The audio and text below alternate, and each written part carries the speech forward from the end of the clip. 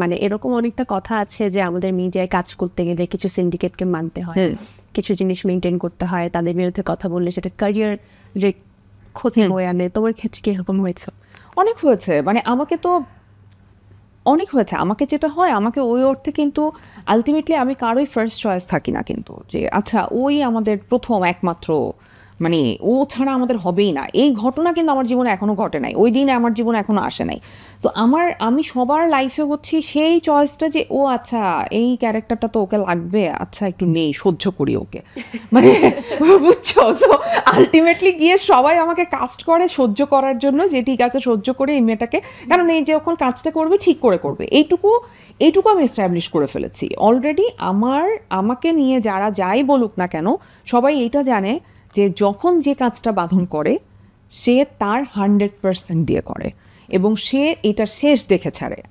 আমি যখন যে কাজ করি, আমি যখন সিরিজ করেছি আমি দেখায় ছাড়ছি মানুষকে, আমি যখন ফিল্ম করেছি আমি দেখায় ছাড়ছি মানুষকে, আমি রেহানা করেছি রেহানার মতো সিনেমা মানুষকে দেখায় ছাড়ছি, আমি এশা মার্ডার করেছি, আমাকে নিয়ে অনেক ট্রল করে, আমাকে নিয়ে অনেক বুলি করে, আমাকে কিন্তু আমার কলিগরা, আমার কাছের মানুষরা কিন্তু আমাকে বুলি করে যে হ্যাঁ মানে সারাক্ষণ যে হলে বসে থাকছে, কোনো কাজ নাই কিছু নাই, মানে ও কি প্রডিউসার নাকি, ওর এত কিসের ঠেকা, মানে বিকজ আমার ঠেকা আসলে আমি চাই আমি যে কাজগুলো করছি, কারণ আমার কাজের মাধ্যমে তো আমি আসলে কিছু পরিবর্তন চাই, দেখাতে চাই সোসাইটিকে, আমি কিছু পরিবর্তন করতে চাই সোসাইটির। সো সেইটা আমাকে তো দেখাতে হবে অডিয়েন্সকে। আমি বাসায় বসে থাকলে তো হবে না। আমার অডিয়েন্স, আমি সুপারস্টার না যে আমার নাম। হ্যাঁ, যে তুমি নিজে, ওইটা আমি তোমাকে শুরুতে বলছিলাম, মনে হচ্ছে তুমি নিজে তো আসলে একাই যেভাবে খুব ভিজিবল যে তুমি প্রমোশনের জন্য জান প্রাণ দিয়ে দিচ্ছ, আসলে এটা আসলে নিজের কাজটাকে অনেক বেশি ভালোবাসলেই করা সম্ভব। হ্যাঁ, সামনের কোনো কাজ নিয়ে কি এর মধ্যে আমাদেরকে জানাতে চাও কিছু? হ্যাঁ, আমি রেজওয়ান শাহরিয়ার সুমিতের একটা সিনেমা করেছি, যে নোনা জলের কাব্য করেছিলেন, ওর একটা ডিরেকশনে মাস্টার নামে একটা সিনেমা করেছি। ওখানে আমি লিড ক্যারেক্টারটা করিনি, বাট মানে প্রোটাগনিস্ট অন্য আরেকজন করেছে, নাসির ভাই করেছেন।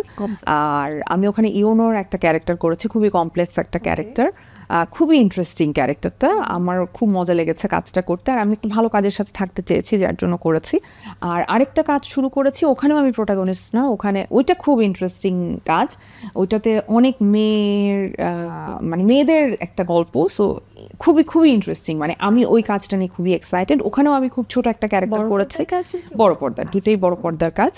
আর ডিসেম্বরে আরেকটা শ্যুট হওয়ার কথা আছে, কথা চলছে। সো ওইটা আমার প্রায় 3-4 বছর আগে করার কথা ছিল, ওইটা আনফর্চুনেটলি তখন হয়নি। সো ওই কাজটা হলে আমি খুব হ্যাপি হব ইনশাল্লাহ এই বছর শেষে।